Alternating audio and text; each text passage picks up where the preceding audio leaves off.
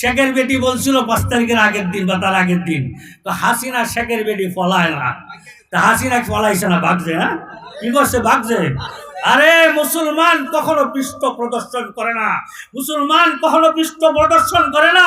আমি বললে আপনি এখন আমাকে বলতে পারেন আপনি কি বিএনপি করেন? বিএনপির দালাল না, আমি বিএনপি করি না, বিএনপির দালাল নয়। কিন্তু একটা কথা আমাকে বলতে হবে, 2008-এ যখন হাসিনা এবং খালেদাকে দেশ থেকে বিতাড়িত করার জন্য তারা চেষ্টা করেছিল, হাসিনা তো দেশ ছেড়েছিল, খালেদা জিয়া বলেছিল এই দেশের জন্ম, মরলাম এই দেশে মরবো, আমার যদি মৃত্যু হয় মাটি হয় এই দেশের মাটিতে হবে।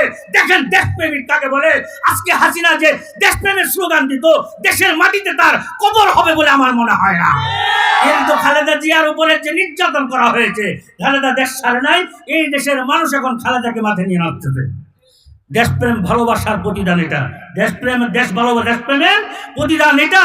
যে জনগণের সামনে খালেদা যে এক অপরাধী বানানো হয়েছিল, এখন জনগণ দেখতেছে আসলে খালেদা অপরাধী ছিল না, এটা নাটক ছিল, নাটকের মঞ্চস্থ করেছে, নায়িকা ছিল শেখ হাসিনা।